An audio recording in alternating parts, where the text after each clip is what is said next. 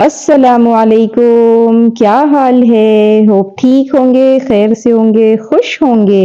अल्हम्दुलिल्लाह हम भी बिल्कुल ठीक है। आज फिर से एक नवा टॉपिक लेकर आपके सामने आए हैं और वो है इज्जत और जिल्लत।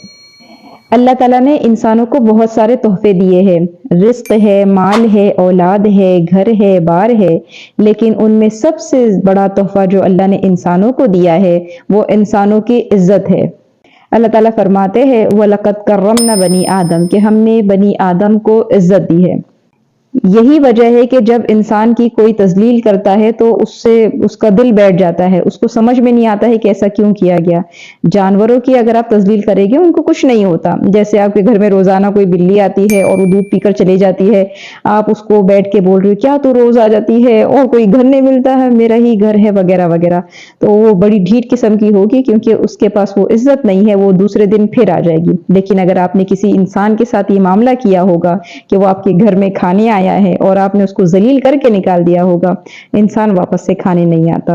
अच्छा, वैसे तो अल्लाह ने तमाम इंसानों को बड़ी इज्जत दी है, लेकिन जो सबसे ऊंची जो इज्जतें मिली है, जो सबसे ज्यादा इज्जत दी गई है, वो अंबिया किराम को दी गई। उनको रहमतुल लिल आलमीन बनाया गया, उनको खालिक और मखलूक के जोड़ने का जरिया बनाया गया, उनको कुरान दिया गया, उनके जरिए हिदायत फैलाई गई। लेकिन दुनिया में सबसे ज्यादा जलील भी इन्हीं लोगों को किया गया। क्या अंबिया को पागल नहीं बोला गया? क्या उनको जादूगर नहीं बोला गया? क्या उनको धक्के नहीं मिले? क्या उनके रास्तों में कांटे नहीं बिछाए गए? यानी अल्लाह की तरफ से तो इतनी इज्जतें हैं, लेकिन लोगों ने जलील करने में कोई कसर नहीं छोड़ी।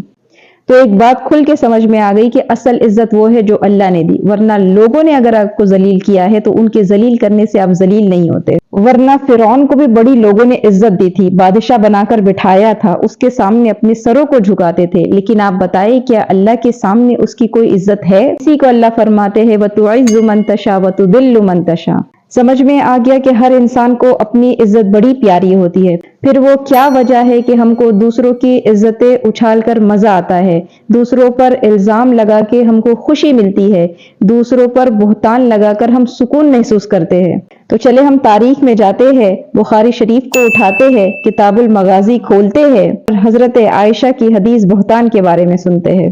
ये बुखारी शरीफ की एक लंबी तरीन हदीसों में से आती है, उसको हजरत आयशा खुद बयान करती है।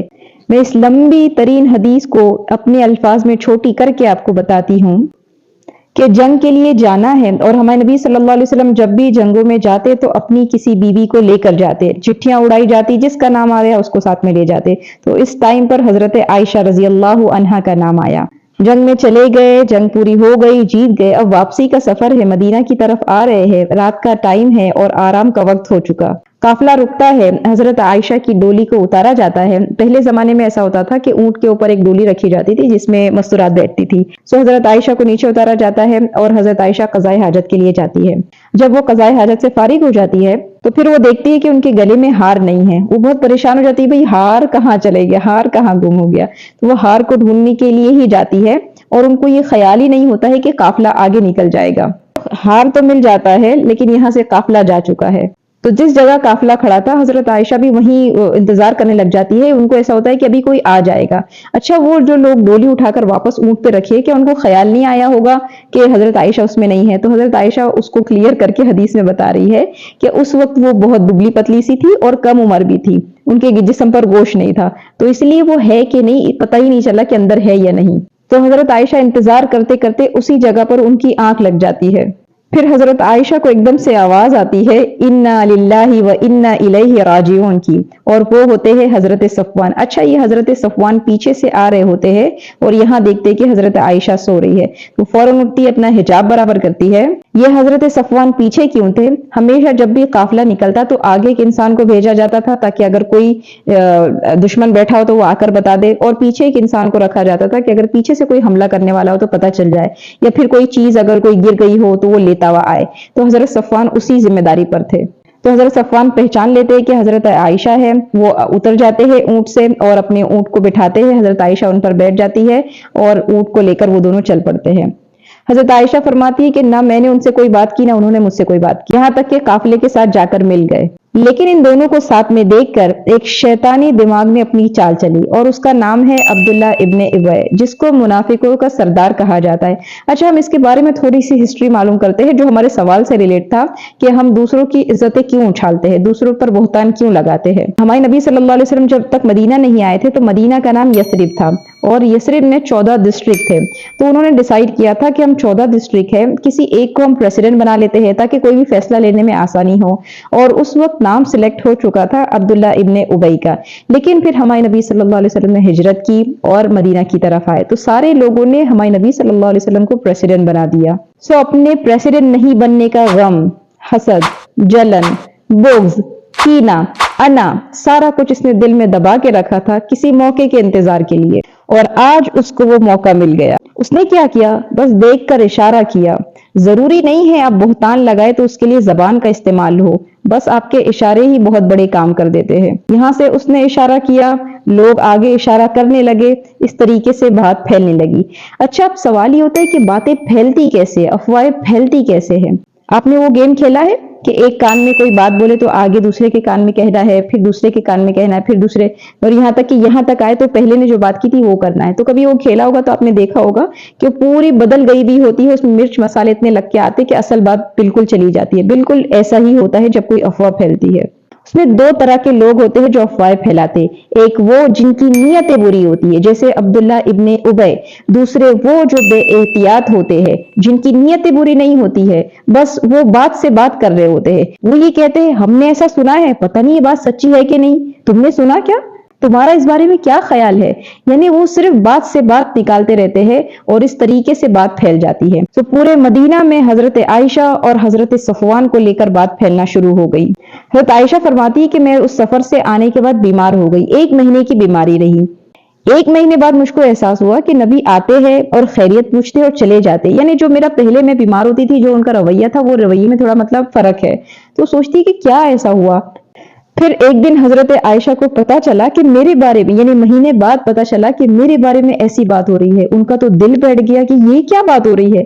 وہ فوراً نبی سے اجازت لیتی ہے، اپنی امی کے گھر جاتی ہے اور امی سے پوچھتی ہے امی آپ نے سنا یہ کیا میرے بارے میں بات کی جا رہی ہے؟ تو ان کی امی ان کو تسلی دے رہی ہوتی ہے، لیکن پھر وہ 2 دن اور 2 راتیں وہ اتنا روتی ہے کہ یہ کیا ہوا ہے، میرا تو اس بارے میں کوئی علم ہی نہیں، مجھ کو تو پتہ ہی نہیں کہ لوگ کیا بات کر رہے ہیں۔ اتنا روتی ہے کہ پھیپڑا پھٹنے جیسے ہو جاتا ہے، کیونکہ جب با کردار پر کوئی بد کرداری کا الزام لگائے نا تو بڑی تکلیف ہوتی ہے۔ لیکن آپ سوچیں کہ بد کرداری کا الزام کس پہ لگایا؟ جو امت کی ماں ہے، جن کے کردار کا مدینہ پورا گواہ ہے، لیکن لوگوں کو بات کرنے کا موقع ملے تو وہ کر کے ہی چھوڑتے ہیں۔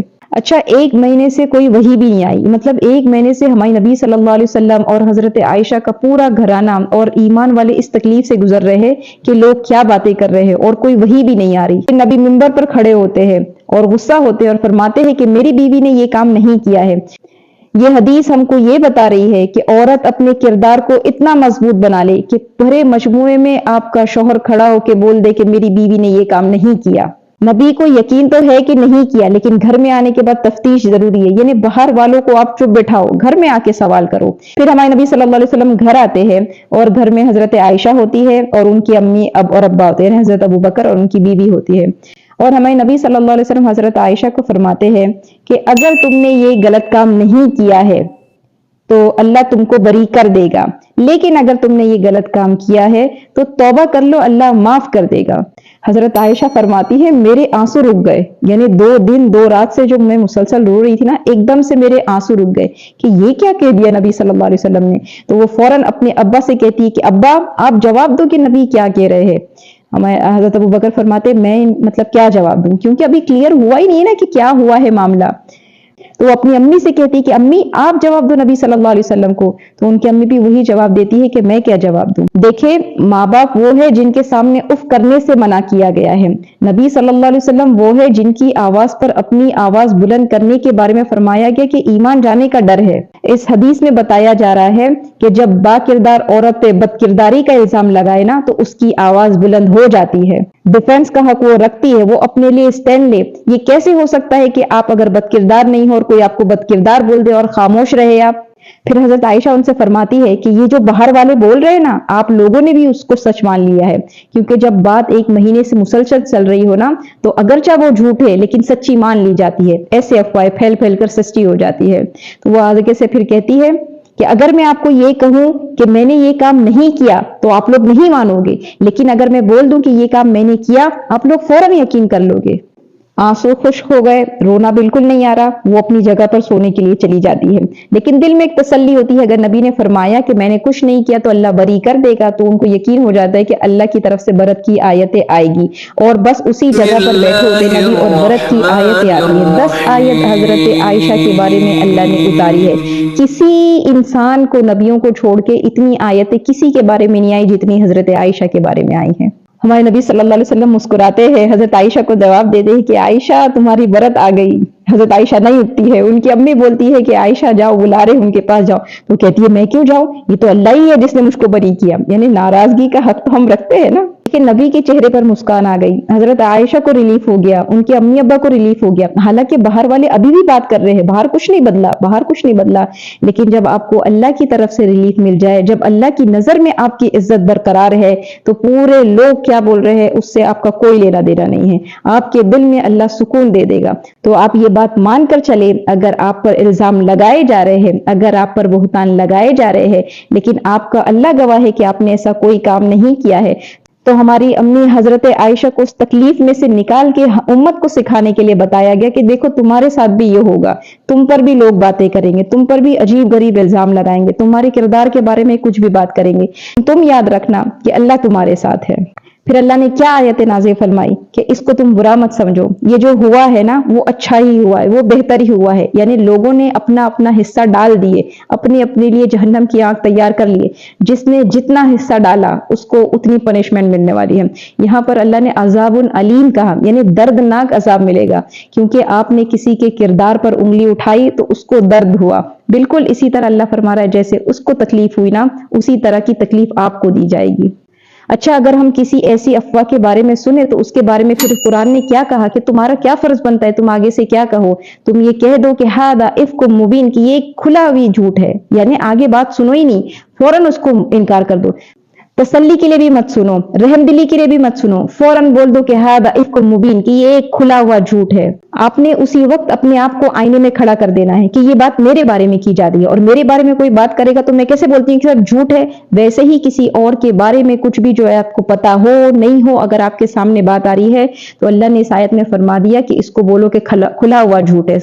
پھر آگے فرما رہے ہیں کہ اگر تم نے واقعی میں کسی کو بدکرداری کرتے ہوئے دیکھ لیا ہے تو اس پہ 4 گواہ لاؤ۔ آپ سوچے ذرا، کوئی ایک گواہ رکھ کے ایسے کام نہیں کرتا ہے، 4 گواہ لانا تو ناممکنات میں سے ہے، تو اللہ وہی فرما رہے ہیں کہ ناممکنات میں سے تو آگے سے بات تم نے کرنی ہی کیوں ہے، 4 گواہ کے سامنے تو کوئی نہیں کرتا نا، پھر بس وہ اللہ اور اس کا معاملہ ہے، وہ جانے اللہ جانے، تم کون ہوتے ہو بیچ میں آنے والے۔ اچھا، ہمارا سب سے بڑا مسئلہ کیا ہے پتہ ہے، ہم نے ابھی یہ جو سنا ہوگا نا اس میں ہمارے دماغ میں کوئی اور آ رہا ہوگا کہ ہاں وہ ایسا کرتی ہے یا وہ ایسا کرتا ہے، نہیں، ہم نے یہ کسی اور کے بارے میں نہیں، یہ اپنے بارے میں سوچنا ہے کہ میں نے کس کی پر الزام لگایا ہے، میں نے کس پر بہتان لگائی ہے، میں نے کس بات کو آگے فارورڈ کیا ہے۔ تو اگر یہ غلطی، یہ گناہ ہم کر چکے ہیں تو ہمارے لیے ضروری ہے کہ ہم اللہ پاک سے توبہ کریں، ہم معافی مانگے، تو وہ رحیم کریم ہے، وہ ضرور معاف کرنے والا ہے۔ آج جو مسلمانوں کے حالات خراب ہے نا، اس کا ایک مین ریزن یہی بھی آتا ہے کہ مسلمان آج ایک دوسرے پر الزام تراشی کرنے میں لگے ہیں، ایک دوسرے پر بہتان ہے، ایک دوسرے سے حسد ہے، جلن ہے، کینہ ہے، یہ ساری چیزیں ہم کو کہاں لے جا رہی ہے، ہم کو اس بات کا علم ہی نہیں، اور پھر اللہ کی رحمت کی امید ہم لے کر بیٹھے ہیں۔